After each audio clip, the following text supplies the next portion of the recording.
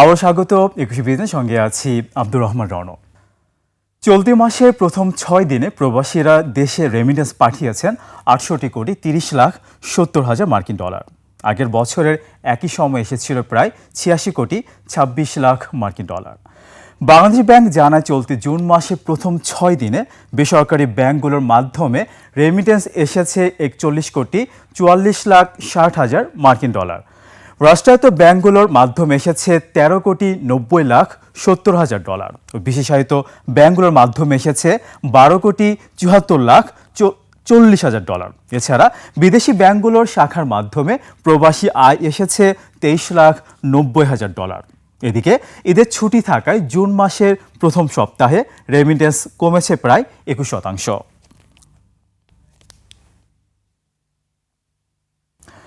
মতিঝিল ইসলামী ব্যাংকের সামনে লাগাতার আন্দোলনে ব্যাহত হচ্ছে ব্যাংকের স্বাভাবিক কার্যক্রম।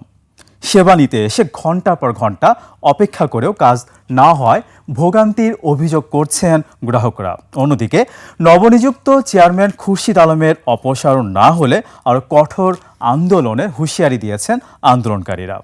হাকিম মাহির রিপোর্টে বিস্তারিত।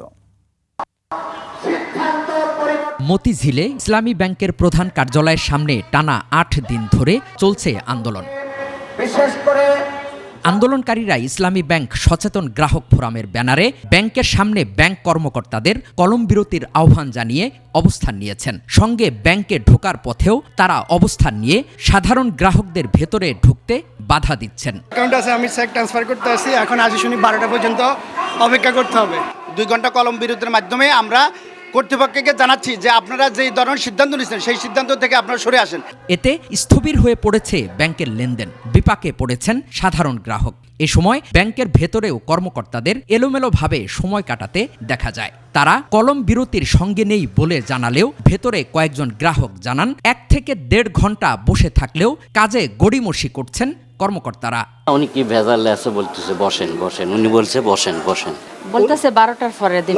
একটা তো ডেকোরাম আছে কাজের, উনি যখন আসছে একটা সিরিয়াল বাই সিরিয়াল আমি কাজটা করতে হবে, তাই না? এ বিষয়ে ব্যাংকের ফ্লোর ইনচার্জ জানান, তারা কথা বলতে পারবেন না। ঊর্ধ্বতন কর্মকর্তাদের সঙ্গে যোগাযোগ করতে বলেন তিনি।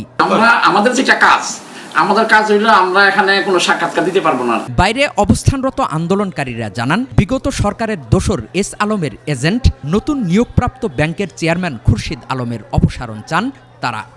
1 জুন এই খুরশিদ আলমের বিয়ে হয়, আজকে 8 জুন, উনি এখনো বাসর করতে পারে নাই। সচেতন গ্রাহকরা ওনাকে বাসর করতে দিবে না ইনশাআল্লাহ।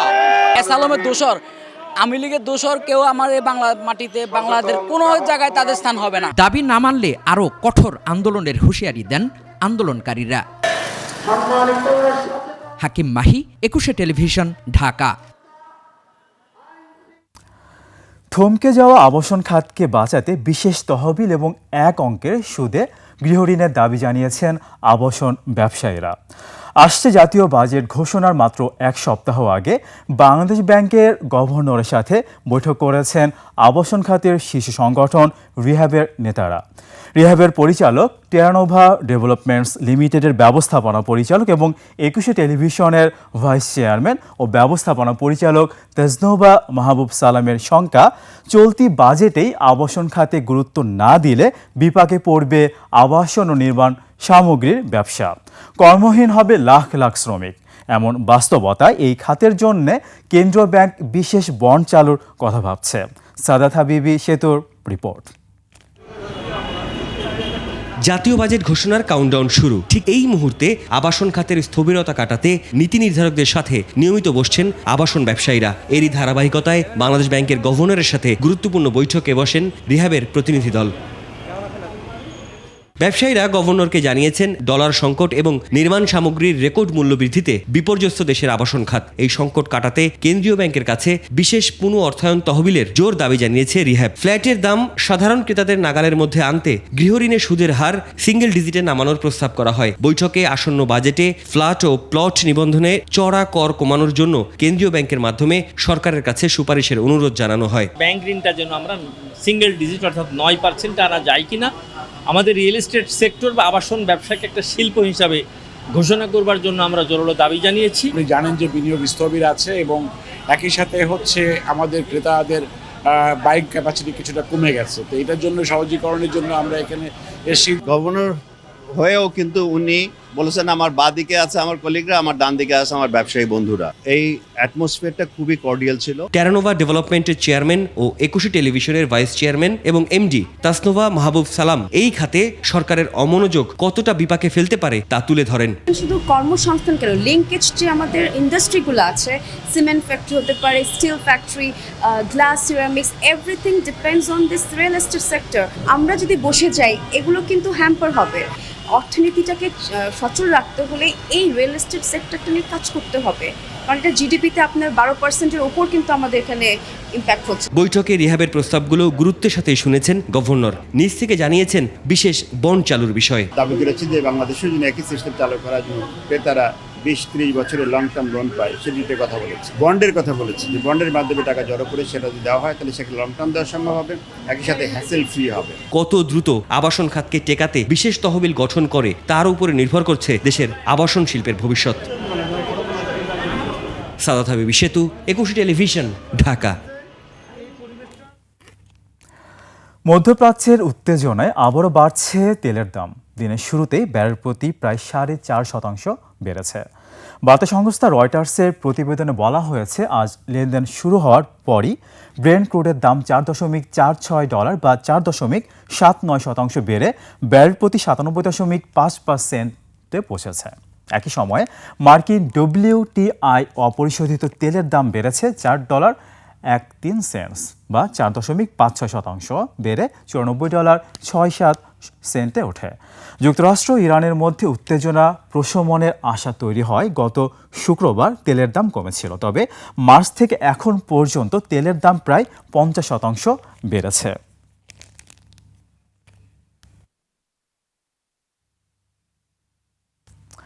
এবার এশিয়ার প্রধান শেয়ার বাজারের খবরাখবর। মধ্যপ্রাচ্যে উত্তেজনা বৃদ্ধির প্রভাবে ব্যাপক দরপতন দেখা যাচ্ছে এশিয়ার বেশিরভাগ পুঁজিবাজারে। জাপানের শেয়ার বাজার নিক্কি সূচক 3026 পয়েন্ট কমে দাঁড়িয়েছে 63,561 পয়েন্টে। কমেছে হংকংয়ের শেয়ার বাজার হ্যাংসেংয়ের সূচক 458 পয়েন্ট কমে অবস্থান করছে 24,503 পয়েন্টে। কমেছে সিঙ্গাপুরের STI সূচক, এটি 91 পয়েন্ট কমে অবস্থান করছে 4,957 পয়েন্টে। চীনের শেয়ার বাজার সাংহাই কম্পোজিট ইন্ডেক্স অবস্থান করছে 3,928 পয়েন্টে, যা আগের দিনের চেয়ে 99 পয়েন্ট কম। বোম্বে সেন্সেক্স 30 ইন্ডেক্সকে দেখা যাচ্ছে নিম্নমুখী প্রবণতায়। সেন্সেক্স সূচক 540 পয়েন্ট কম অবস্থান করছে 73,702 পয়েন্টে। কমেছে থাইল্যান্ডের থাই স্টক এক্সচেঞ্জ সূচক, এটি 11 পয়েন্ট কমে অবস্থান করছে 1,571 পয়েন্টে। এবার জানাবো আন্তর্জাতিক বাজারে সোনা ও রূপার দাম। আন্তর্জাতিক বাজারে টানা কমেছে স্বর্ণের দাম।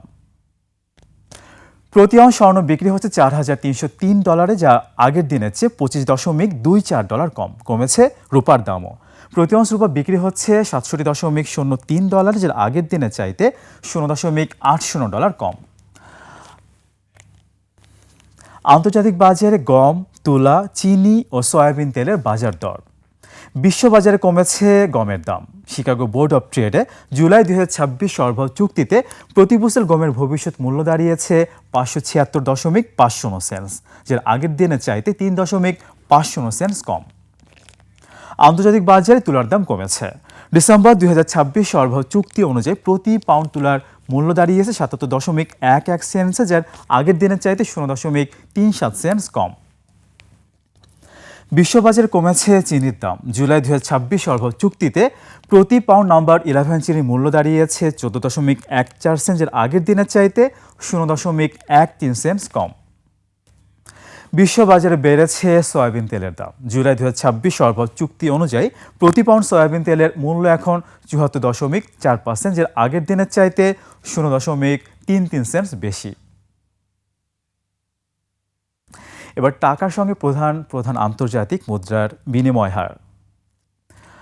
আন্তঃব্যাংক লেনদেনে আজ ব্যাংকগুলো মার্কিন ডলার কিনছে 122 টাকা 25 পয়সায়, বিক্রি করছে 123 টাকা 25 পয়সায়। ব্রিটিশ পাউন্ডের ক্রয় মূল্য 161 টাকা 63 পয়সা আর বিক্রয় মূল্য 168 টাকা 71 পয়সা। ইউরোর ক্রয় মূল্য 142 টাকা 37 পয়সা, বিক্রি হচ্ছে 146 টাকা 96 পয়সায়। জাপান ইয়েন ক্রয় হচ্ছে 72 পয়সার, বিক্রি হচ্ছে 79 পয়সায়।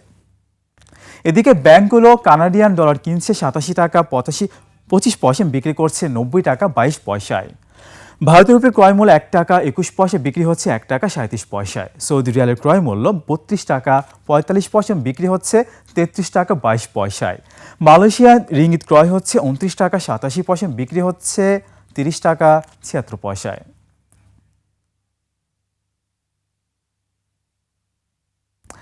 দর্শক, এরই সাথে শেষ করছে আজকের 21 বিজনেস। আগামীকাল দুপুর 1টায় আবারও ফিরে আসবো 21 বিজনেসের সব আয়োজন নিয়ে। দেখার আমন্ত্রণ রইল, সঙ্গেই থাকুন।